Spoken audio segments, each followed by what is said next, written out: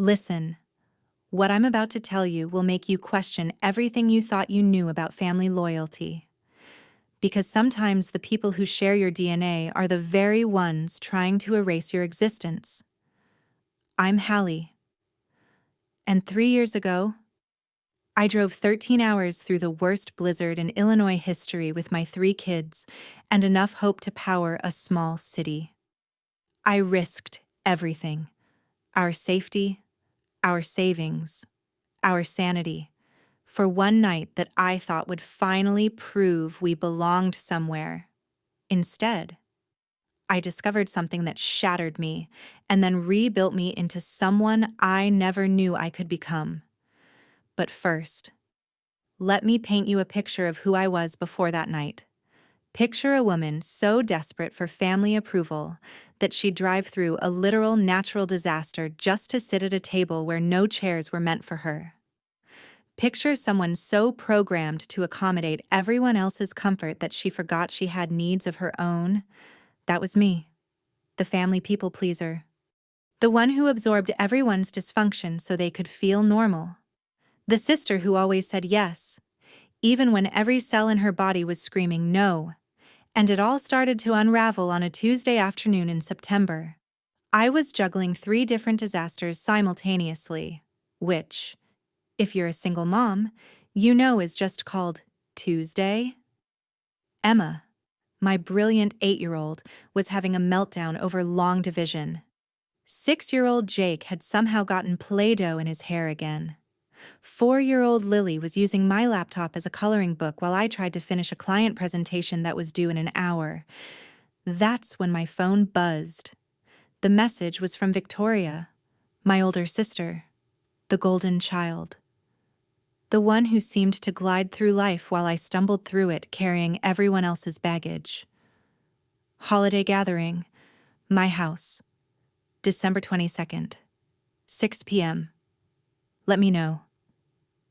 8 words. That's all she gave me. 8 sterile, businesslike words that felt more like a court summons than a family invitation. No, hope you can make it. No, the kids haven't seen their cousins in forever. No, mom's been asking about you. Just 8 cold words floating in the digital void between us. But here's what desperation does to your brain. It becomes a master translator.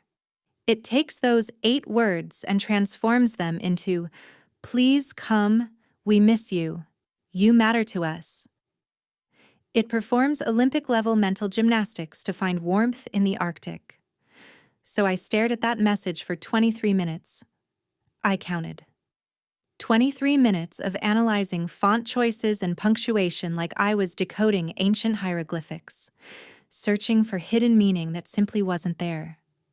Finally, I typed back, "We'd absolutely love to come. Should I bring anything special? The kids are so excited to see everyone. It's been way too long." 3 exclamation points. Because if I used enough enthusiasm, maybe some of it would be contagious. Then I waited, and waited, and waited.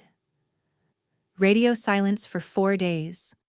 4 entire days where I checked my phone every 30 minutes like a teenager waiting for a text from their crush. I made excuses. She's busy. She's overwhelmed with party planning. She's probably getting so many responses she can't keep up.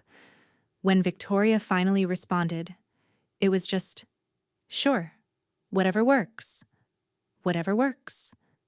Not, "Oh, bring your famous apple pie. Everyone always asks about it." Not, "The cousins are going to flip when they see how much the kids have grown." Just whatever works. I should have recognized the red flag parade marching through my phone screen. But when you've been trained from childhood to accept crumbs and call them a feast, you develop a PhD in rationalization. So I convinced myself this was just Victoria's communication style. She was practical, not emotional, efficient, not warm. And family meant more than texting etiquette, right? Wrong? So magnificently, catastrophically wrong. But I didn't know that yet. So I threw myself into preparation mode with the intensity of someone planning a military operation. I requested time off work, unpaid, because my boss at the grocery store wasn't known for his Christmas spirit. I calculated gas money down to the penny. I took the kids shopping for new outfits because Emma had casually mentioned that her cousins always looked so fancy in photos. "Mom," she'd said, holding up her two small shoes, "do you think they'll notice these are from the thrift store?" That question gutted me. My 8-year-old was already learning to feel ashamed of our financial reality, already absorbing the message that she needed to perform prosperity to be worthy of love. "Baby," I told her, kneeling down to her eye level, "anyone who judges you by your shoes isn't worthy of knowing your heart." I believed that then. I wish I could go back and tell that version of myself to listen to her own advice. The night before the party, I entered what I now call pie purgatory. I stayed up until 3 a.m. making my grandmother's apple pie. Not just any apple pie, but the one with the secret ingredient that took me 4 years to perfect after she passed. The recipe she'd whispered to me on her deathbed, making me promise to keep the family tradition alive. "This is our legacy," she'd said, her voice barely audible over the hospital machines. "Promise me you'll teach Emma someday." I made 4 pies. 4 massive, perfect pies, because I remembered how everyone used to fight over seconds at family gatherings. I used real vanilla bean, hand-picked apples, and butter that cost more than my electric bill. Each pie was a love letter wrapped in pastry. At 2:47 a.m., as I was sliding the last pie into the oven, my phone rang. It was Patricia, my mother, and her voice had that careful, measured tone she used when she was about to deliver bad news wrapped in false concern. "Honey," she said, "I just wanted to make sure you knew dinner starts promptly at 6. Victoria's got everything very organized this year." Something in the pause before organized made my stomach drop. "What do you mean, organized?" "Well, she's hired a caterer, and there are place cards. Very formal. She's even got assigned seating." Another pause. "I just want to make sure you're prepared for that." Prepared for what? I wanted to ask, but something in her tone warned me not to dig deeper. "Mom, is everything okay? You sound worried." "Of course not, sweetheart. I just know how you get when things are too structured. And with the weather looking so bad." She trailed off, then added, "Maybe you should consider staying home this year, having your own little celebration." At the time, I thought she was being overprotective. Looking back, I wonder if she was trying to save me from what she knew was coming. "We'll be fine. Mom, the kids are so excited. They've been talking about seeing their cousins for weeks." "I know. Honey, I know." After we hung up, I stood in my kitchen at 3 a.m., surrounded by the smell of baking apples and cinnamon, feeling the first whisper of dread curl around my ribs. But I buried it under layers of determination and misguided hope. December 22nd dawned gray and ominous. I woke up to my weather app screaming warnings in red text: blizzard conditions expected, travel not recommended, seek shelter immediately.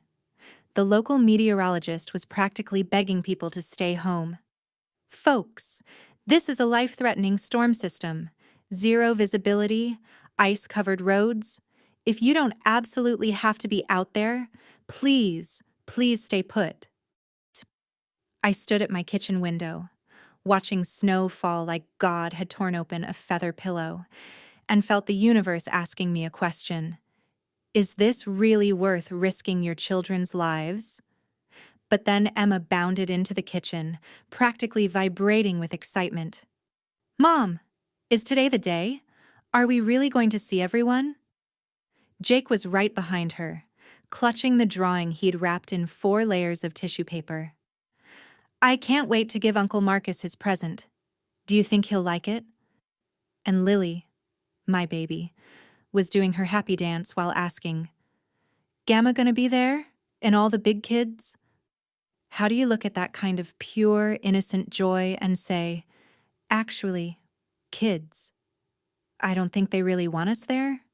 How do you explain to a 4-year-old that sometimes love has conditions she's too young to meet? You don't. You pack the car and hope for the best.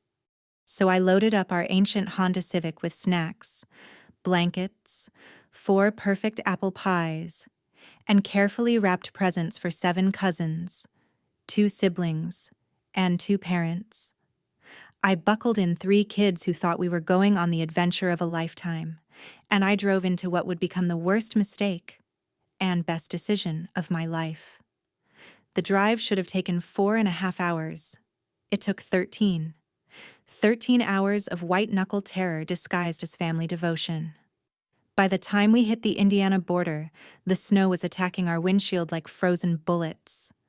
Our wipers were fighting a losing battle against ice that formed faster than they could clear it.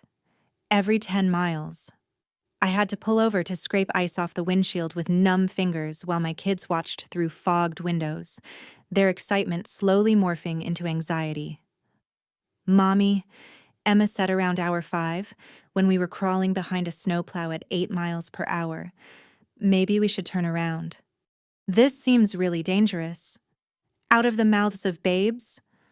My 8-year-old had better judgment than I did. We're fine, baby. I lied, gripping the steering wheel so tight my knuckles went white. Aunt Victoria is probably worried sick about us. She'll be so relieved when we finally get there. I was lying to my daughter. But more importantly, I was lying to myself. The kids were troopers at first. Jake sang Christmas carols until his voice went hoarse. Lily napped fitfully against her car seat. Emma played navigator, calling out road signs and encouraging me when visibility dropped to almost nothing. But as the hours stretched on and the storm got worse, even their resilient spirits began to crack. Jake fell asleep clutching his wrapped drawing like a lifeline. Lily sucked her thumb, something she only did when she was scared or overwhelmed. Emma went quiet, staring out the window at the white void surrounding us. Around hour 9, when we were stuck behind an accident for 45 minutes, Emma asked the question that should have shattered my delusion. Mom, do you think they'll still be having the party when we get there? What if everyone's already gone home? What if everyone's already gone home? My child was more realistic about our situation than I was. Don't worry, sweetheart, I said, checking the clock. It was already 11 p.m. We were 5 hours late to a party that had started at 6. Family waits for family. Another lie.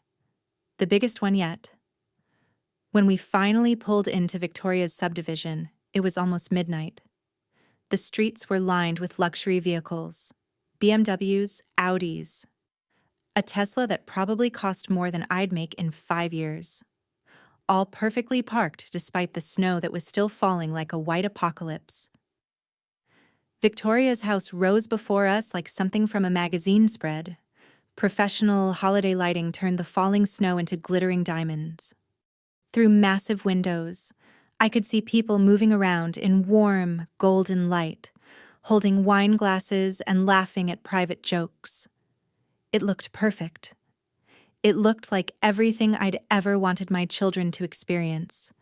That sense of belonging, of being part of something bigger and better than our small, struggling family of 4. I should have noticed that there wasn't a single parking space saved for us. Not one considerately shoveled spot. Not even a cleared area near the house where someone might park who was carrying exhausted children and 4 heavy pies. I had to park 6 blocks away, behind a snowdrift that came up to my thighs. Okay, troops, I said, turning to look at my kids in the back seat. They look like refugees from a disaster movie, tired, confused, and starting to sense that something was very wrong with this picture. We made it. Everyone ready to see family? Emma, bless her heart, tried to summon enthusiasm. We're really here? Finally? We're really here. And everyone's going to be so excited to see how much you've all grown. And wait until they taste our pies. I was still lying, still hoping, still believing that blood meant something more than shared DNA. The journey from car to front door was like crossing the Arctic. I carried Lily, who had fallen asleep again, trying to balance a pie carrier and a bag of presents while Emma and Jake trudged through snow that was almost up to their waists. My hands were so cold they'd gone numb. Snow was seeping through my boots, turning my feet into blocks of ice. But I kept moving, driven by the vision of that moment when the door would open and Victoria would see us, snow-covered and exhausted but here, against all odds, and her face would light up with relief and joy. When the kids would run to their cousins and the adults would fuss over how much they'd grown, and someone would take these damn pies from my frozen hands and usher us into warmth and love and belonging. I rang the doorbell with my elbow and waited, bouncing Lily gently while Emma and Jake pressed close to my sides for warmth. Through the glass panels beside the door, I could see people moving around, hear conversation and laughter floating over soft classical music. It sounded like a movie scene, like everything a family Christmas should be. The door opened. Victoria stood there in a designer dress that probably cost more than my rent, holding a glass of wine, looking like she'd stepped out of a holiday catalog. My sister, the woman who'd shared a bedroom with me for 15 years. Who knew I was afraid of thunder, and that I still slept with the stuffed elephant Dad gave me when I was 7. She looked at us, really looked at us, for exactly 3 seconds. Her eyes took in our snow-covered coats, the sleeping child in my arms, the pies I was struggling not to drop, the exhaustion and desperation that was probably written across my face in neon letters.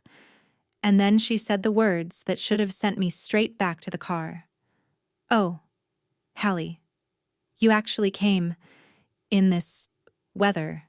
Not, thank God you're safe. Not, we were so worried. Not even, come in before you freeze to death. Just, you actually came. Like our arrival was an inconvenience.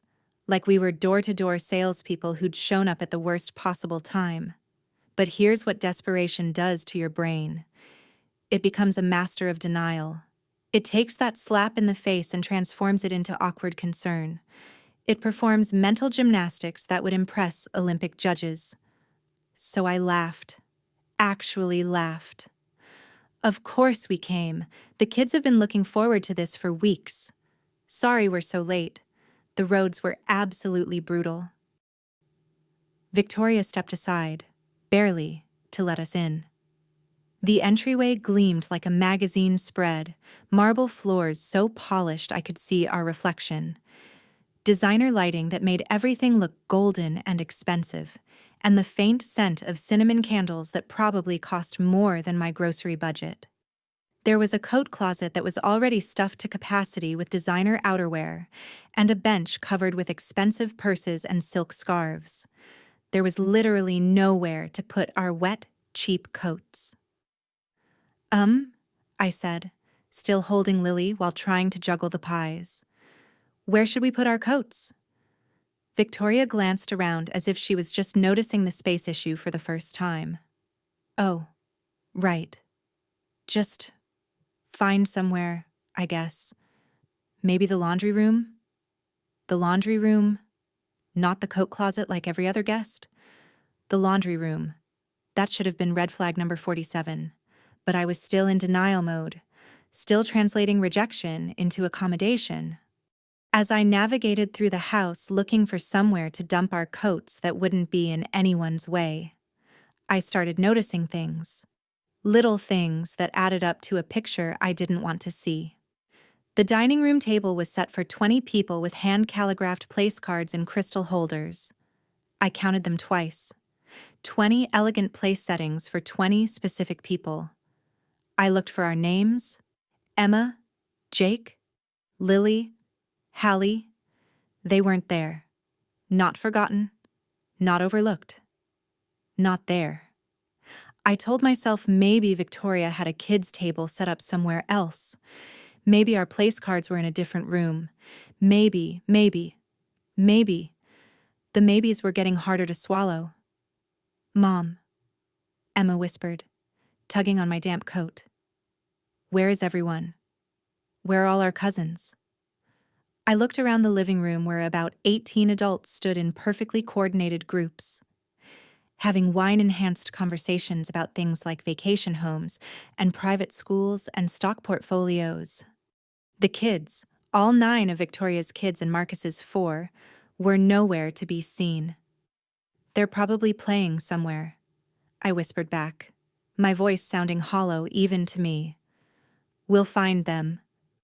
A woman I didn't recognize approached us with a smile that looked like it had been applied with precision instruments. Everything about her screamed money, the kind of effortless perfection that costs a fortune to maintain. "And you are?" she asked, her eyes doing a thorough inventory of my discount store clothes and messy hair. "I'm Hallie," I said, shifting Lily to my other arm. "Victoria's sister."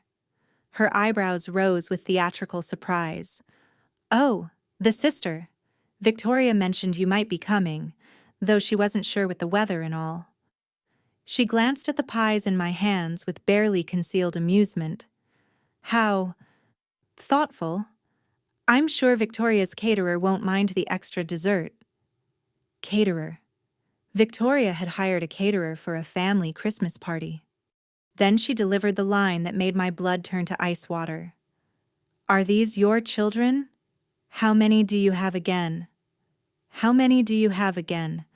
Like Victoria had never mentioned us. Like we were strangers crashing an exclusive party. Before I could answer, Victoria materialized beside us like a perfectly dressed ghost, and I heard her say to the blonde woman in a voice she thought I couldn't hear, "It's complicated. Hallie's had some difficult years." Difficult years. That's how she was explaining us to her friends. Not my sister and her beautiful children who drove 13 hours through a blizzard to be here. Not family who risked their lives to celebrate with us. Difficult years. The rest of the evening was a nightmare. It unfolded like a fever dream, designed by someone who hated me. We found the kids eventually, exiled to the finished basement like expensive furniture nobody knew what to do with. When Emma, Jake, and Lily appeared at the bottom of the stairs, 9 pairs of eyes turned to stare at us like we were exhibits in a zoo. "Hi," Emma said with all the forced cheer she could muster. "I'm Emma. This is my brother Jake and my sister Lily."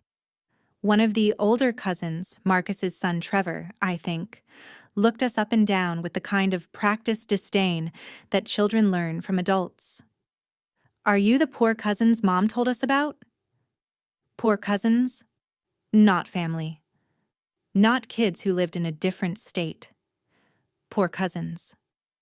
I watched Emma's face crumble as she glanced down at her thrift store shoes, suddenly seeing herself through their eyes. Jake went silent, retreating into himself the way he did when the world became too big and cruel. "We're just cousins," I said firmly, putting my hand on Emma's shoulder. "And we're excited to spend Christmas with family." But the damage was done. Emma stayed glued to my side for the rest of the evening. Jake spoke only in whispers, and Lily kept asking when we were going home. An hour later, we were back upstairs, and I was desperately looking for Victoria to ask where we were supposed to sit for dinner. That's when I overheard the conversation that finally shattered my denial. I was in the hallway outside the kitchen, trying to convince Lily to use the bathroom before dinner, when I heard voices: Victoria's voice, Marcus's voice, and Patricia's voice. My own mother. I just don't understand why she insists on making these drives, Victoria was saying. It's not like we're close anymore. And dragging 3 kids through this weather, it's honestly irresponsible. She's always been dramatic, Marcus added with a laugh. Remember when we were kids? Everything was always about her. And then I heard my mother's voice agreeing with them. My own mother. I did try to suggest she might want to stay home, Patricia said. But you know Hallie, she doesn't take hints well. They weren't talking about a sister who'd risked everything to be there. They were talking about a burden, a dramatic inconvenience, who didn't take hints well. I stood in that hallway, holding my exhausted 4-year-old. I listened to my own family discuss me like I was a problem to be managed. In that moment, something inside me broke. Not the messy, emotional kind of breaking that makes you sob. The clean, sharp kind of breaking that makes you see clearly for the first time in years. They didn't want us there. They had never wanted us there. This wasn't about miscommunication or different expectations or holiday stress. This was about a family that had decided we didn't fit their image, and they were hoping I'd get the hint and disappear quietly.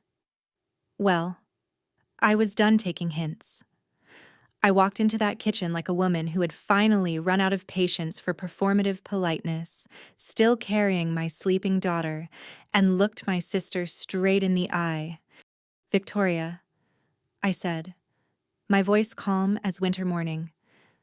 "I think there's been a misunderstanding." The conversation stopped like someone had hit a pause button. 3 pairs of eyes turned to look at me, and I saw something flicker across Victoria's face. Guilt, maybe, or just annoyance at being caught. "What kind of misunderstanding?" she asked, her voice carefully modulated. "The kind where you invited us to a family Christmas party but didn't actually want us here. The kind where there are no place cards with our names, no room for our coats. And my children are being called poor cousins by kids who've obviously been told we're charity cases." The kitchen went dead silent. Even the background music from the living room seemed to fade away. Victoria's jaw tightened. "Hallie, you're being overly sensitive. It's just what?" I interrupted, my voice still deadly calm. "Just that you hired a caterer, but didn't tell them about 4 additional people?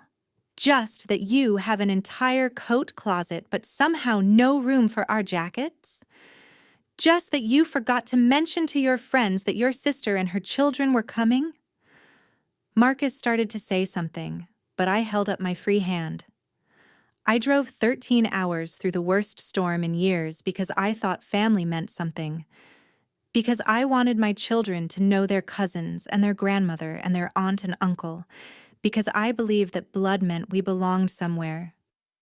I looked at Patricia, who was staring at her hands like they held the secrets of the universe. But I was wrong. We don't belong here. We never did. And you know what? That's okay. But what's not okay is the performance. What's not okay is making my children feel like unwanted charity cases. What's not okay is this elaborate charade where you invite us but hope we won't come. Victoria's face had gone red. "Hallie, you're making a scene. The children deserve better than this," I said, my voice rising for the first time. "They deserve family who are excited to see them, not family who see them as an embarrassment." I turned to leave, then stopped and looked back. "Oh, and Victoria, these apple pies? They're made from Grandma Rose's recipe, the one she gave to me before she died, the one she made me promise to keep alive in the family. I guess she chose the wrong granddaughter to trust with our legacy." And with that, I walked out of that kitchen, gathered my children, and headed for the door. But Victoria wasn't done, because sometimes, when you finally find your voice, the people who've been silencing you panic. She followed us to the laundry room. Yes. We ended up getting our coats from the laundry room, where I was helping Emma into her jacket. Hallie, wait. You're being ridiculous. Just because we're not as casual as you're used to doesn't mean. Stop, I said without turning around. Just stop. I'm done pretending this is about different styles or communication issues. You don't want us here, and that's your choice. But own it. Don't make it my fault for noticing. Fine, she snapped. And there it was. The truth. Finally naked and ugly in the fluorescent light of her laundry room. You want me to say it? Fine. Yes. It's awkward having you here. Yes. It's uncomfortable trying to explain to my friends why my sister can't afford decent clothes for her children or why she's driving a 15-year-old car that's probably not safe. Yes. It's exhausting being the successful one and having everyone expect me to. To what? I interrupted, finally turning to face her. To include your own nieces and nephews in family celebrations? To treat your sister like a human being instead of an embarrassment? She didn't answer. She didn't need to. The silence said everything. I finished zipping up Jake's coat and picked up Lily, who had woken up and was looking confused and frightened by all the raised voices. Emma, baby, can you carry the present bag? We're going home. But Mom, Emma whispered, we just got here. And you made all those pies? I know, sweetheart. But sometimes adults make mistakes. And Mommy made a mistake thinking this was where we belonged. As we walked toward the front door, I could hear the party continuing in the living room, laughter and conversation and the gentle clink of expensive glasses. The warm, golden family Christmas that I had imagined we were part of. We never were part of it. We had been fooling ourselves. At the front door, I turned back one last time. Victoria was standing in the hallway, arms crossed, looking like a beautiful stranger. You know what the saddest part is? I said. It's not that you don't want us here. It's that you're teaching your children that family is conditional. That love has requirements. That some people are worth including and some people aren't. Hallie, no, I'm done. But I want you to remember this night. I want you to remember that I drove 13 hours through a blizzard with 3 little kids because I believed in family. And I want you to remember that you had a chance to be the kind of sister, the kind of aunt, the kind of person who makes room for people instead of finding reasons to leave them out. I opened the front door, and the cold hit us like a physical blow. But you know what? It felt cleaner than the air inside that house. And Victoria, don't bother inviting us to anything else. We're done pretending that biology makes us family. The drive home took 16 hours. We had to stop 4 times to sleep in the car because the roads were too dangerous. Emma cried for the first 2 hours, asking why Aunt Victoria didn't like us. Jake retreated so far into himself I worried he might never come back out. Lily slept through most of it. Thank God. But somewhere around hour 12, as we were finally making good time on cleared roads, Emma said something that stopped my heart. Mom, I think we're better at being a family than they are. Out of the mouths of babes. Why do you think that, baby? Because we actually like each other. And when Jake is sad, we try to make him feel better instead of telling him he's being too sensitive. And when you're tired, we help you instead of making you feel bad about it. She was 8 years old, and she had figured out what took me 35 years to learn. That family isn't about DNA. It's about showing up. It's about making room. It's about choosing to love people even when it's inconvenient. We were better at being a family than they were. My 8-year-old was absolutely right. When we finally got home at 4 a.m. on December 23rd, I carried the kids inside and tucked them into their beds. Then I sat in my kitchen, still wearing my damp clothes, looking at 4 untouched apple pies sitting on my counter. I could have been angry. I could have been heartbroken. I could have spent the night crying into one of those pies and wondering what was wrong with me that my own family didn't want me.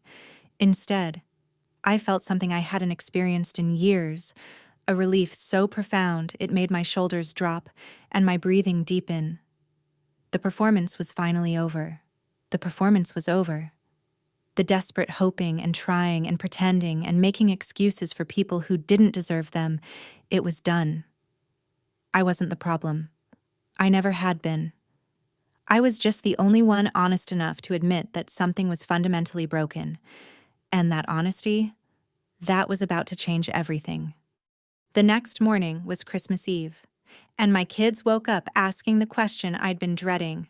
Mom, are we still going to Grandma Patricia's like always? That's when the full magnitude of what had happened hit me like a freight train loaded with reality. This wasn't just about one disastrous party. This was about every future holiday, every birthday, every family milestone that would now be navigated through the minefield of choosing sides. I was making breakfast. Pancakes shaped like Christmas trees because sometimes you fake normalcy until it becomes real. When my phone buzzed with a text from Patricia. Hallie, Victoria told me what happened. Maybe it's best if you don't come today. Let's let things settle down first. Let things settle down, as if I was a natural disaster that needed to pass through the area before normal life could resume.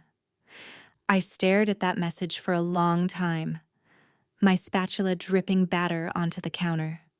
My mother, the woman who had taught me to ride a bike, who stayed up all night when I had pneumonia, who cried when I graduated high school despite being a teenage mom, was choosing Victoria's version of events without even asking for mine. That's when something crystallized in my mind, sharp and clear as winter air. I had been living my entire adult life auditioning for love from people who had already decided I wasn't worth the role. Think about that for a moment. Really think about it. How exhausting is it to constantly perform for approval from people who are supposed to love you unconditionally? How much energy do you burn trying to be good enough, quiet enough, successful enough, or convenient enough for people who have already filed you under disappointment? I had been doing that exhausting dance for 17 years. It started when I got pregnant with Emma at 21 and watched my family's expectations crumble in real time. It continued through my messy divorce when the kids were small, when I became the cautionary tale whispered about at family gatherings. And it intensified when I started working multiple jobs just to survive, while Victoria collected promotions and Marcus collected rental properties. I wasn't the family failure. I was the family scapegoat. There's a difference, and it's crucial. A scapegoat serves a specific function. They absorb all the dysfunction so everyone else can feel superior and normal. They're the one who gets blamed when things go wrong, excluded when things go right, and expected to be grateful for whatever scraps of attention get thrown their way. I had been playing that role with Oscar-worthy dedication for nearly 2 decades. But my performance contract had just been terminated. Christmas Eve should have been devastating. Instead, it became magical in ways I never could have imagined. After I got Patricia's text, I sat my kids down at our small kitchen table and did something I'd never done before. I told them the truth, age-appropriately, but the complete, unvarnished truth. Sometimes, I said, watching their faces carefully. Families go through really difficult times, and right now, some of our family members are dealing with problems that have nothing to do with us, but they're taking those problems out on us anyway. Jake, my sensitive 6-year-old, immediately asked, "Did we do something bad?" "Mom?" "No, baby. You did absolutely nothing wrong. None of us did. Sometimes adults make choices that hurt other people's feelings, and that's not your fault. That's their choice." Emma, wise beyond her 8 years, asked. So what do we do now? I looked at my 3 beautiful children, tired from our ordeal, confused by adult cruelty they didn't understand, but still looking at me like I had all the answers, and felt something shift inside my chest. Now, I said, we create our own Christmas magic. Just the 4 of us. But what about all the presents we bought for everyone? Emma asked. We had spent weeks carefully selecting gifts for each cousin, aunt, uncle, and grandparent, using money we couldn't really afford. That's when inspiration struck like lightning. What if, I said, watching their faces light up as the idea took shape. We took all those presents and gave them to kids who really, truly need them. What if we made Christmas magical for children who might not get anything otherwise? The transformation was immediate and beautiful. Emma started bouncing in her chair. Jake clapped his hands. Lily started doing her happy dance. Like being Santa's helpers? Lily asked. Exactly like being Santa's helpers? And that's how we spent Christmas Eve. Not mourning what we'd lost, but creating something infinitely more beautiful from what we had. We drove to Children's Memorial Hospital downtown, our car packed with carefully wrapped presents and genuine excitement. The contrast couldn't have been more stark. Yesterday, we'd driven 13 hours to people who didn't want us. Today, we drove 30 minutes to people who welcomed us with open arms. The volunteer coordinator, a woman named Sarah with kind eyes and laugh lines, nearly cried when she saw what we'd brought. You have no idea, she said. How many families are spending Christmas here this year? The kids have been asking if Santa knows where to find them. Well, Emma said with 8-year-old confidence, now he does. What happened next was pure magic. We walked through pediatric wards filled with children fighting battles that made our family drama seem insignificant. Kids with bald heads and bright smiles. Parents who would have given anything for the problem of deciding which family gathering to attend. One little girl, maybe 6 years old with the biggest brown eyes I'd ever seen, hugged Emma so tightly when she handed her a doll that both kids started crying happy tears. This is the best present ever, the little girl whispered. Emma looked up at me with tears streaming down her face and said, Mom, this feels so much better than getting presents. That night, we created our own traditions. We built a fort in the living room, using every blanket and pillow in the house. We made hot chocolate with enough marshmallows to cause a sugar coma. We told stories about what we were grateful for. Jake said he was grateful we didn't have to wear uncomfortable clothes anymore. Lily said she was grateful for our dog, Buster, who was better company than mean cousins. Emma said she was grateful we learned that we could be happy without people who made us feel bad. I was grateful that my children were teaching me how to choose joy over obligation. But the real transformation started 3 days later when I did something that terrified me. I shared our story on social media. I had always been intensely private about family issues. I was raised with that Midwestern code of don't air your dirty laundry and family business stays in the family. But after 3 days of feeling lighter and happier than I had in years, I realized something profound. Maybe my story could help someone else escape their own toxic family dynamic. I wrote a post that was raw and honest without being vindictive. I didn't name names or share identifying details. I simply told the truth about what it feels like to realize you don't have to keep showing up for people who consistently show you that you're not welcome. I talked about choosing peace over people-pleasing. I shared photos of the kids volunteering at the hospital instead of sitting awkwardly at a family dinner where they weren't wanted. I wrote about the relief that comes with stopping the performance and starting to live authentically. The response was immediate and overwhelming in the best possible way. Within 3 hours, I had over 200 comments. Friends, acquaintances, and complete strangers were sharing their own stories. Stories of family rejection, holiday exclusion, and the liberation they felt when they finally stopped trying to fit into spaces that were never meant for them. "I thought I was the only one," wrote my old college roommate Sarah. "My family has made me feel like an outsider for so long that I started believing there was something fundamentally wrong with me." "This is exactly what I needed to read today," commented a woman named Jessica who I'd never met.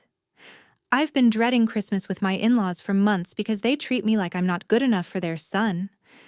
Maybe it's time to start our own traditions."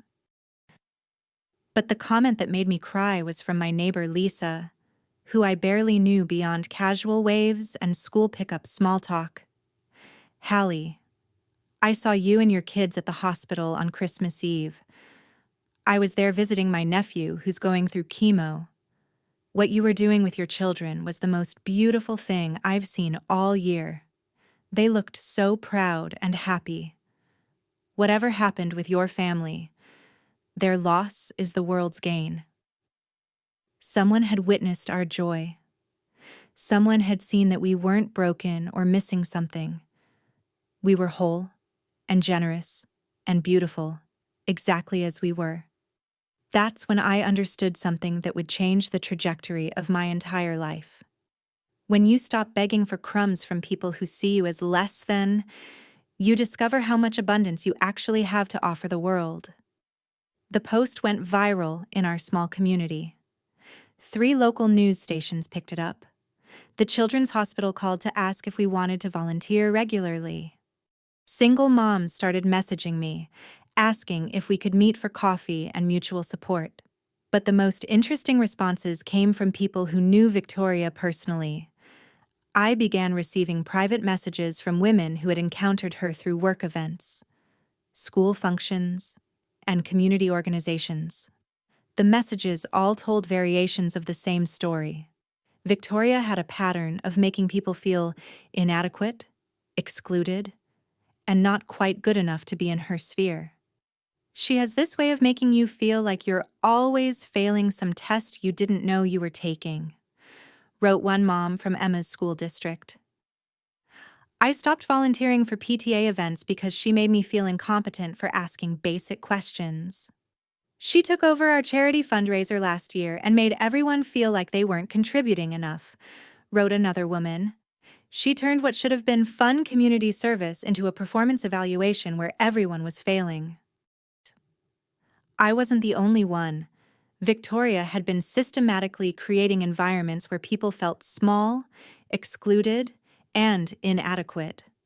The difference was that most people could walk away from her influence.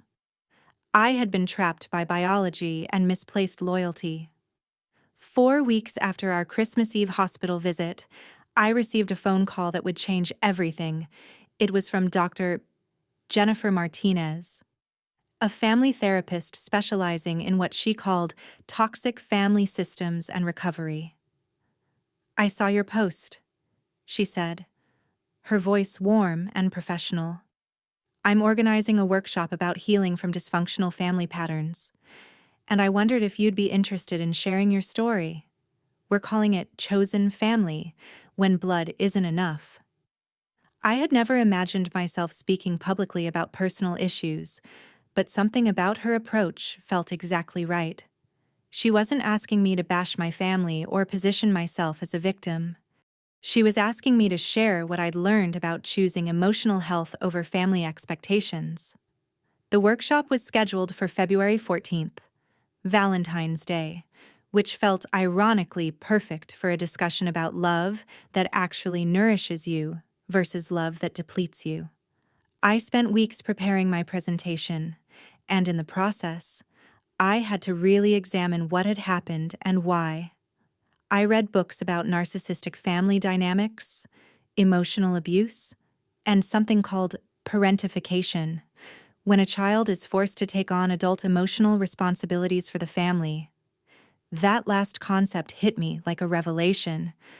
I realized I had been the family's emotional caretaker since I was 12 years old. When our parents fought, I was the one who comforted everyone and tried to fix things.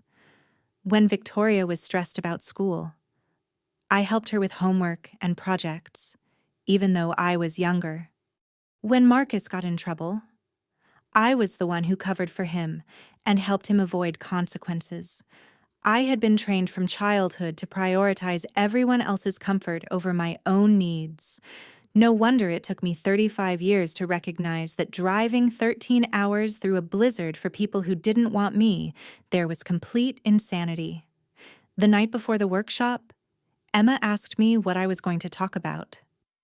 "I'm going to tell people that it's okay to choose yourself," I said. "That you don't have to keep trying to earn love from people who make you feel bad about who you are. Like how we chose to help sick kids instead of sitting at a boring dinner where nobody wanted us," she asked, her 8-year-old wisdom shining through. "Exactly like that." "Good," she said with the confidence of someone who had learned life's most important lesson early. "People need to know that."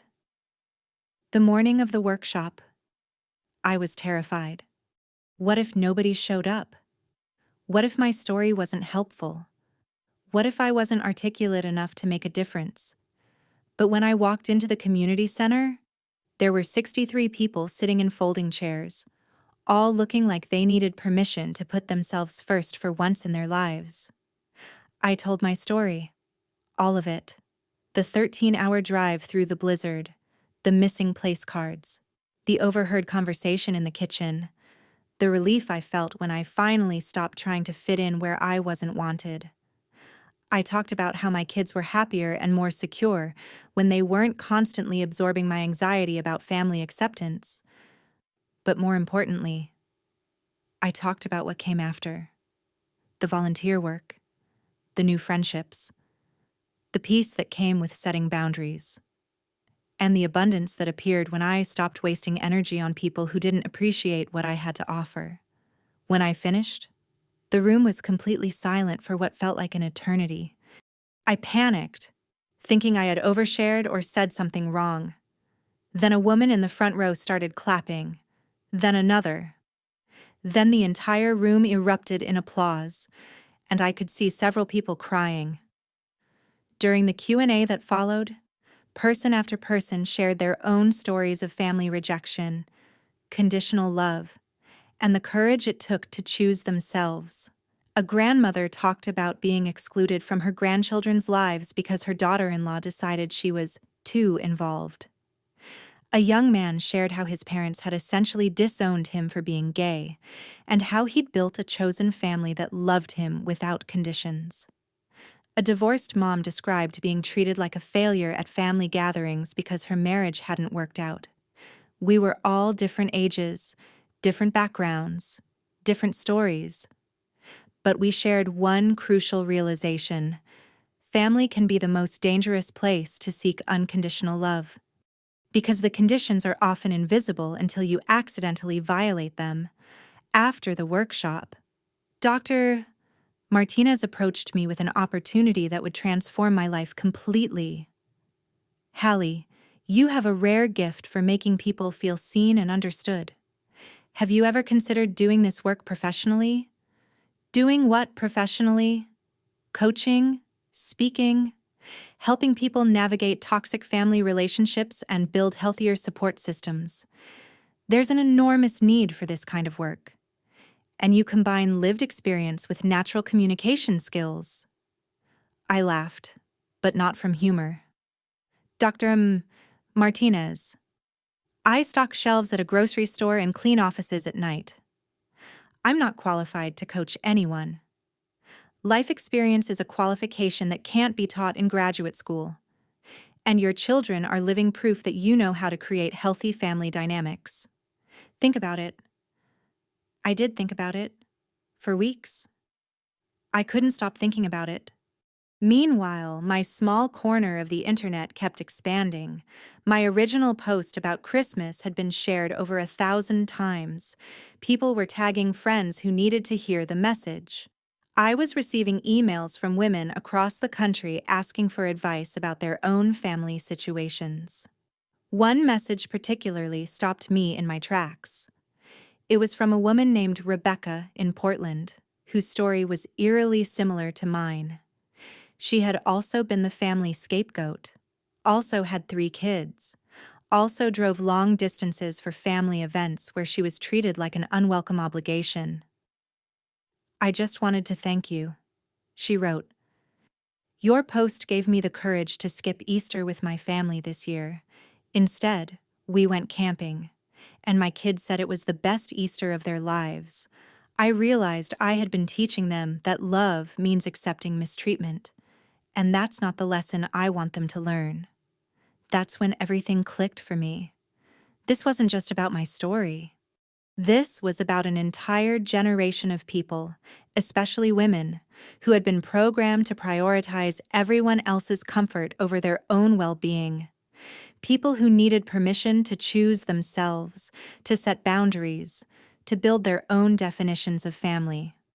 6 months after the workshop, I made a small but significant decision. I started offering weekend support sessions while keeping both my regular jobs.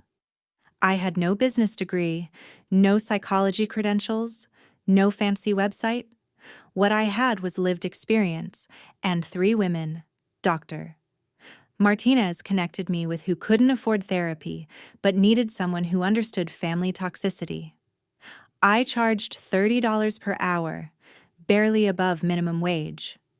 My first client was a woman named Carol, whose adult daughter had been emotionally abusing her for years, calling her names, making impossible demands, threatening to withhold access to grandchildren if Carol didn't comply with her wishes.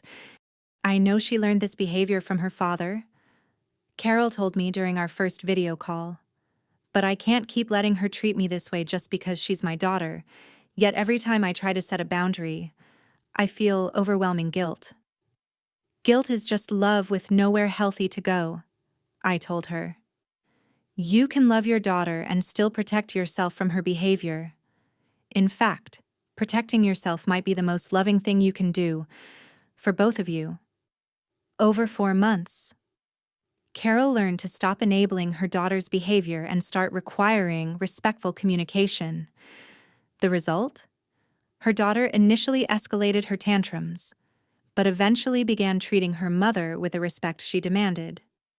"It was like she was testing to see if I loved myself enough to require decent treatment," Carol told me, "and when I proved that I did, she suddenly became capable of providing it." Word spread slowly through the community. After a year, I had 12 regular clients. After 18 months, I could quit the night cleaning job. It took 3 full years and completing an online certification before I could quit the grocery store entirely.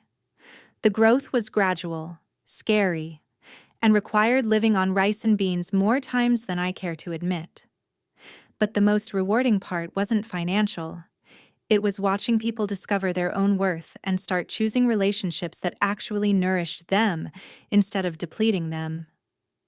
Maria, a teacher, had been financially supporting her adult siblings for years while they criticized her parenting and made cruel comments about her single status. After working together, she stopped the financial support and set clear boundaries about respectful communication. 2 of her siblings stepped up and started treating her better. The third chose to maintain his entitled attitude and lost access to Maria's support entirely. "I thought setting boundaries would make me lose my family," Maria told me. "But what actually happened is that I lost the family dysfunction and kept the family members who were capable of healthy relationships." David, a software engineer, had been the designated emotional caretaker for his aging parents who had neglected him as a child but expected unlimited support as adults. He learned to provide practical help without absorbing their emotional manipulation. "I can visit my father in assisted living and help him with real needs without letting him guilt-trip me about not being there enough," David said. "I finally understand that I can honor the relationship without accepting abuse." The transformations kept coming, but they weren't just individual success stories. They were creating ripple effects in families and communities. Like the group of military wives who collectively decided to stop tolerating disrespectful behavior from their mothers-in-law, which resulted in several sets of parents suddenly learning how to treat their daughters-in-law like actual human beings instead of temporary inconveniences. Or the book club that evolved into a support group for women navigating difficult parent relationships, which led to 3 members starting a nonprofit for teenagers dealing with emotional abuse at home. But my personal favorite was the Holiday Orphans potluck that started with 7 people who had decided to skip toxic family gatherings and grew into an annual celebration hosting over 150 people who had chosen peace over performance. That celebration became legendary in our community. It wasn't bitter or focused on what was wrong with people's biological families. It was joyful and grateful and focused on what was possible when people who actually enjoyed each other gathered to celebrate what they were genuinely thankful for. My kids loved it because there were no undercurrents of tension, no adults having strained conversations in corners, no cousins making cruel comments about their clothes or possessions, just people who were genuinely happy to be together. Children who played without worrying about social hierarchies, and adults who could relax and enjoy themselves. This is what holidays are supposed to feel like. Emma told me during our second annual Holiday Orphans gathering. She was watching Jake teach younger kids a card game, completely comfortable in a way he never was at traditional family events. Then, just when I thought my transformation was complete, something unexpected happened that would add the final piece to my new life. I started dating again. I had been so focused on healing from family trauma and building my coaching practice that romance hadn't even been on my radar. Then I met David at a conference where we were both speaking. He was presenting on workplace toxicity, and I was talking about family boundary setting. David was a divorced father of 2 who had his own powerful story of learning to prioritize emotional well-being over family expectations. His parents had been emotionally abusive, and he'd spent years in therapy learning how to be the kind of father he wished he'd had. What attracted me to David from our very first conversation was that he understood the work it takes to break generational patterns. He didn't see my family estrangement as a red flag or something that needed to be fixed. He saw it as evidence that I was committed to creating a healthier life for my children. You chose your kids' well-being over family approval, he told me early in our relationship. That's not selfish. That's heroic. David had made similar choices. When his parents started displaying the same controlling, critical behavior toward his children that they had shown him, he set firm boundaries. They could have a relationship with his kids only if they could be consistently kind and respectful. His parents chose to maintain their toxic patterns, so they chose not to have meaningful relationships with their grandchildren. I used to feel guilty about that decision, David told me. But then I watched my kids develop confidence and self-worth that I never had as a child, and I realized I'd made the right choice. Our relationship developed slowly and intentionally. We both understood that blending families required careful attention to everyone's needs and feelings. But the beautiful thing was that our kids already understood what healthy relationships looked like because they'd been living in them. When David's children, Alex and Sophia, first met my 3, there was no competition or resentment. They were simply excited to have more siblings to play with. When we all started spending holidays together, it felt natural and easy because nobody was performing for anyone else's approval. Your kids are so relaxed, Sophia told me after our first Christmas together. Like, they're not trying to impress anyone or worried about saying the wrong thing. That's what healthy family dynamics create. Children who feel secure enough to be authentic, who trust that they're loved for who they are, rather than what they accomplish, and who learn early that relationships should feel good more often than they feel stressful. While I was building this beautiful new life, the ripple effects of that one brave choice to leave Victoria's party kept expanding in ways that still amaze me. As my coaching practice grew and my story spread, something remarkable happened. I started receiving inquiries from major publications and podcast networks who wanted to share my message with larger audiences. A literary agent reached out about helping me write a book. Speaking bureaus began inviting me to present at conferences across the country. Everything was building toward something bigger than I had ever dreamed possible. But before any of that could happen, I received an email that would force me to confront my past one final time. It arrived on a Tuesday morning, almost exactly 1 year after that disastrous Christmas Eve. The subject line read, "Family Healing." The sender was Victoria. I stared at Victoria's email for 37 minutes before opening it, not because I was afraid of what it might say, but because I knew that whatever was inside would test everything I'd learned about boundaries, self-worth, and the difference between reconciliation and capitulation. The email was exactly what I expected. 3 carefully crafted paragraphs of non-apology wrapped in the language of family obligation. "Dear Hallie," it began, "I've been thinking a lot about our family situation over the past year. I believe there have been some misunderstandings that have grown out of proportion. Family is too important to let pride get in the way of healing. Perhaps we could work things out for the sake of the children and move past this difficult period. The holidays are coming again, and Mom has been asking about you. I think it's time we all put this behind us and focus on what really matters, family unity." I read it 3 times, each reading revealing new layers of manipulation disguised as olive branches.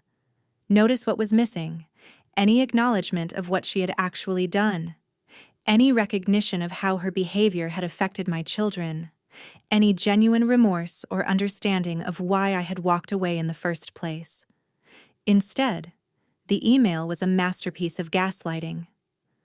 Misunderstandings, pride, difficult period. As if I had manufactured the entire conflict in my head. As if the missing place cards, the coat closet exclusion, and the poor cousin's comments were figments of my imagination. A year earlier, I would have jumped at this opportunity like a starving person offered stale bread. I would have convinced myself that her reaching out was proof that she loved me, that family was worth fighting for, that I should be grateful for whatever relationship scraps she was willing to offer. But 12 months of building healthy relationships had taught me what real love actually looks like. Real love doesn't ask you to pretend that mistreatment never happened. Real love doesn't require you to minimize your own experience to make other people comfortable. Real love shows up with accountability, effort, and genuine care for your well-being. I wrote back a response that was both kind and crystal clear. "Victoria, I'm genuinely glad to hear from you, and I appreciate you reaching out. I'm open to rebuilding our relationship when you're ready to acknowledge specifically how your behavior affected me and my children. And when you're committed to treating us with the same respect you'd show any other people you claim to care about.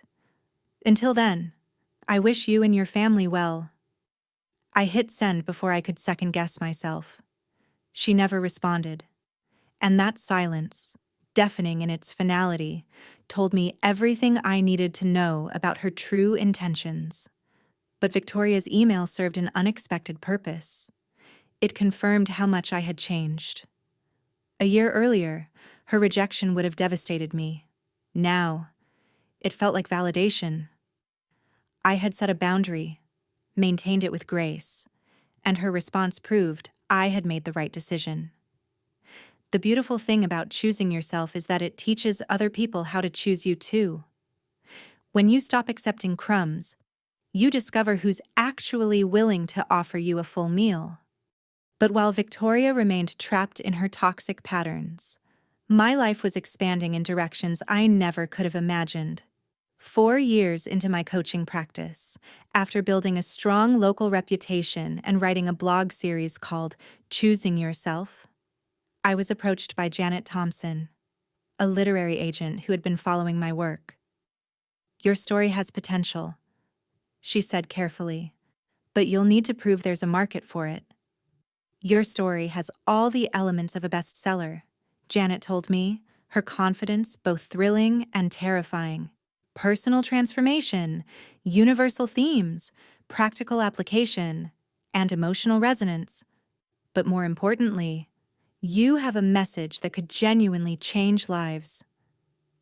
9 months later, When Family Isn't Enough, Building the Relationships You Actually Need was published by a major publishing house. The book tour that followed was surreal. Suddenly, I was speaking at universities, corporations, and therapy conferences across the country, sharing my message with audiences of hundreds. 18 months of relentless promotion, podcast interviews, and grassroots marketing later, the book hit the regional bestseller lists. It took another year before it gained national recognition. The overnight success actually took 7 years of consistent work. More importantly, the stories that flooded in from readers confirmed that our family's painful experience was resonating with people everywhere. A woman in Texas wrote, "Your book saved my marriage.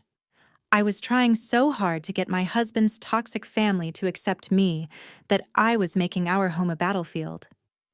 After reading your story, we set boundaries together. And now our kids aren't growing up thinking that love means accepting abuse." A college student in Oregon shared, "I've been going home for holidays and feeling terrible about myself for years. Your book gave me permission to spend Thanksgiving with my chosen family instead. It was the first holiday where I actually felt grateful." But the message that made me cry came from a grandmother in Florida. "I thought I was a terrible person for not wanting to see my daughter anymore. She's been emotionally abusing me for decades. And I finally realized that being someone's mother doesn't mean accepting their cruelty. I'm 73 years old, and I'm just now learning that I deserve to be treated with respect." 6 months into the book tour, something extraordinary happened. I was scheduled to speak at a conference in Chicago, just 90 minutes from where Victoria lived. The event was sold out, with over 1,200 people in attendance. Then, during the Q&A session, something happened that I never could have prepared for. A woman stood up in the very back of the auditorium, and even from the stage, something about her posture made my heart skip. When she began to speak, my heart stopped. "My question is about forgiveness," she said, and I recognized Patricia's voice immediately. "What do you do when you realize you were wrong about someone you love, but you don't know how to fix the damage you've caused?" The auditorium went completely silent. I could feel 1,200 people holding their breath, sensing that something significant was happening.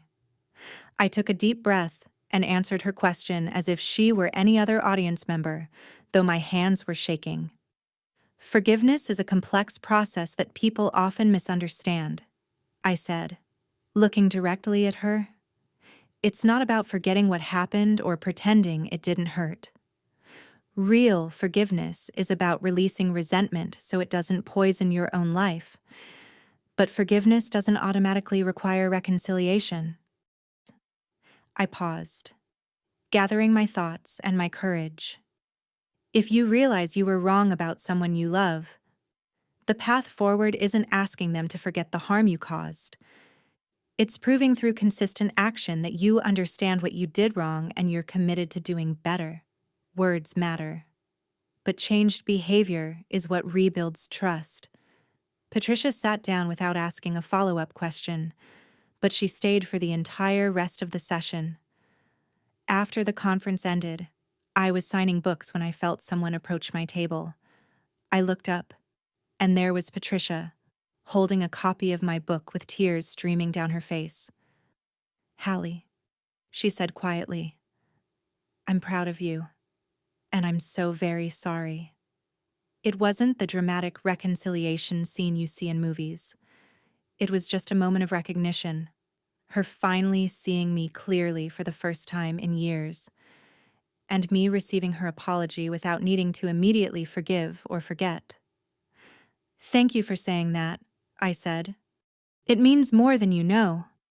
Your children, she said, her voice breaking slightly. How are they? They're wonderful. They're confident and kind and happy. They're everything I hoped they'd become when I chose to prioritize their well-being. She nodded, fresh tears spilling over. I should have supported you. I should have seen what was really happening instead of taking the easy path. You can't change the past, I said gently, but you can choose how you show up going forward. She bought the book and asked me to sign it. I wrote, to Mom, it's never too late to choose love over loyalty. With hope, Hallie. That conversation opened the door to a careful, gradual rebuilding of our relationship. Patricia started attending therapy to examine her own patterns of enabling toxic behavior and avoiding difficult conversations. She began standing up to Victoria when Victoria made disparaging comments about me. She started asking genuine questions about my kids' lives and sending them thoughtful birthday cards. It took over 18 months of consistent effort on her part before I felt comfortable letting the children spend time with her again. During those 18 months, Patricia attended weekly therapy sessions, sent thoughtful letters acknowledging her mistakes, and slowly proved through actions that she had genuinely changed. But when that day finally came, it was beautiful. She had learned how to be a grandmother who celebrated their achievements without comparison, who listened to their stories without judgment, and who made them feel genuinely valued. Grandma Patricia is different now, Emma observed after a visit. She's actually interested in us instead of just pretending to be. Not all family relationships can be repaired, but some can be rebuilt on healthier foundations when all parties are willing to do the real work. Victoria never responded to my email, but over the years, Patricia revealed more about her struggles. Your father and I made mistakes, Patricia admitted. We constantly compared you girls. Victoria learned that love came through achievement, so she became desperate to achieve. 3 years later, I heard Victoria's marriage was struggling and her son had developed severe anxiety from pressure to maintain the family image. She asked about you last week, Patricia said quietly. I think she's questioning whether the life she built is worth protecting. Her reputation as someone who made others feel excluded and inadequate had finally caught up with her. I didn't take pleasure in her social consequences, but I wasn't sorry about them either. Sometimes people need to experience the natural results of their choices before they're motivated to change their behavior. 2.5 years after that Christmas Eve blizzard, David and I got married in my backyard on a perfect September afternoon. The wedding was intimate, just our 5 children, a handful of close friends, Dr. Martinez, Janet the literary agent, and Patricia, who had earned her way back into our lives through consistent respect and effort. But what made the day absolutely perfect wasn't the flowers or my dress or the perfect weather. It was watching our children stand together as a blended family unit, supporting each other and genuinely excited about our future together. It was seeing my mother cry tears of joy instead of disappointment.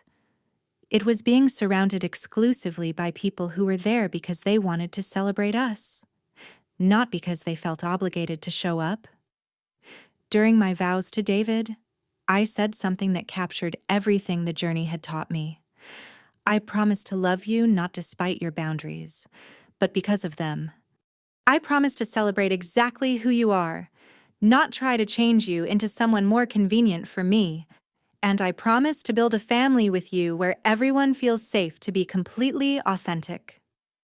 That's what real family creates: safety for authenticity rather than requiring performance for acceptance. By our third wedding anniversary, my coaching practice had evolved into something I never could have imagined. What started as me helping a few people set boundaries with difficult relatives had grown into a comprehensive training institute where we taught therapists, social workers, and life coaches how to help clients navigate toxic family systems. The relationship auditing framework I had developed was being used in therapy practices across the country. The core questions were simple but revolutionary. Does this person's presence in your life generally make you feel better or worse about yourself? Do they celebrate your successes or find subtle ways to diminish them? When you need support, do they show up consistently or make excuses? Do they respect your boundaries or constantly push against them? Are you allowed to be your authentic self around them? Or do you have to perform a version of yourself to keep the peace? It sounds basic when you say it out loud, but you'd be amazed how many people had never evaluated their relationships using these criteria. They were so focused on what relationships were supposed to mean, based on labels like family or friend, that they never asked what those relationships actually provided.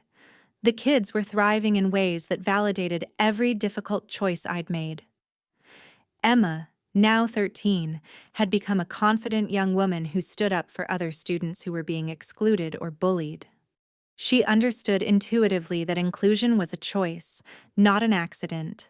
Jake, 11, had transformed from the quiet, anxious boy who used to whisper around adults into someone who spoke his mind clearly and kindly. He'd found his voice because he'd grown up in an environment where voices were welcomed, not silenced. Lily, 9, was growing up assuming that family meant people who were genuinely excited to see you. She had no memory of that toxic Christmas, which meant she was developing with a healthy baseline for how relationships should feel.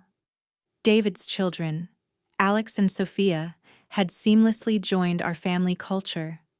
There was no yours, mine, and ours. There was just us. 5 kids who understood that love wasn't something you earned through perfect behavior. But the most meaningful development was what happened every December 22nd, the anniversary of that Christmas Eve blizzard. It had become our family tradition to spend that day volunteering at Children's Memorial Hospital, but the event had grown into something extraordinary. We now brought nearly 200 families with us, all people who had learned to choose healthy relationships over toxic obligations, all coming together to serve families facing real challenges. Emma, now a teenager, organized the teen volunteers. Jake led the younger kids in games and activities. Lily was the official greeter who made every sick child feel like the most important person in the world. David's kids had thrown themselves into the tradition, turning it into something bigger and more beautiful than anything I could have created alone. This past December 22nd, as I watched our chosen family of 200 people fill the hospital corridors with joy and genuine love, Emma came up to me with an observation that took my breath away. "Mom," Emma said, settling beside me as we watched the volunteers. "Remember that awful Christmas when Aunt Victoria didn't want us there?" "I remember. That was the best thing that ever happened to us, wasn't it?" She was absolutely right. Getting rejected by people who had never really valued us in the first place had opened up space for connections with people who saw our worth immediately and celebrated it consistently. Yeah, baby, it really was the best thing. Because now we know the difference between people who make us feel good about ourselves and people who don't, and we know we always get to choose. At 13, my daughter had learned a lesson that took me 35 years to understand. You don't have to earn love from the right people, and you can't earn love from the wrong people. As I looked around that hospital at all the different types of families we'd built, chosen families, blended families, single-parent families, biological families that had learned to function with health and respect, I realized that the story I thought was about rejection was actually about liberation. Getting uninvited to that Christmas party wasn't the worst thing that ever happened to me. It was the catalyst for the best life I could have imagined. Because sometimes the greatest gift isn't being included where you don't belong, it's having the courage to exclude yourself and discover where you truly do belong. Recently, something incredible happened.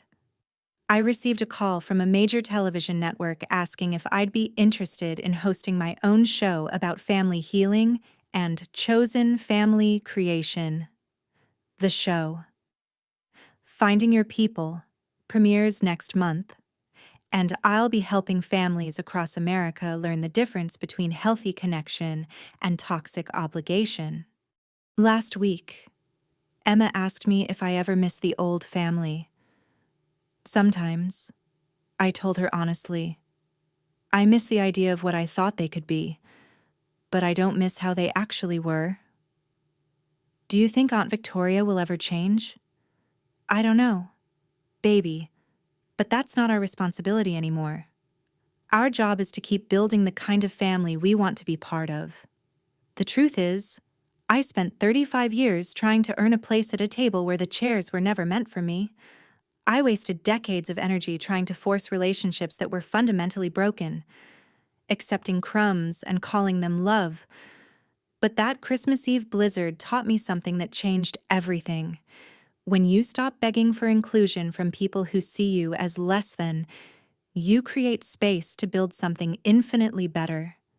Today, I'm surrounded by people who choose me every day, not because they have to, not because we share DNA, but because they genuinely value what I bring to their lives.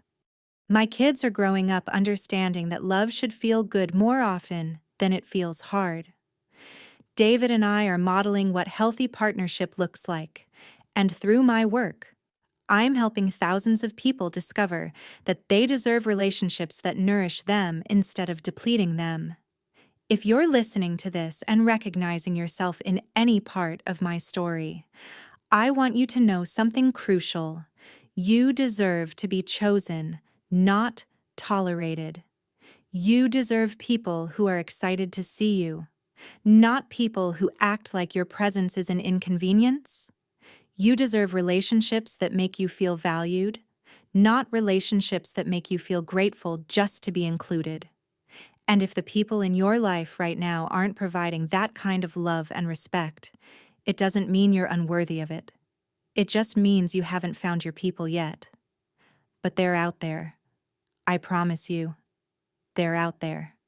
And when you stop wasting energy on people who don't appreciate what you bring to the table, you create space to find the people who've been looking for exactly what you have to offer. Your story doesn't end with rejection.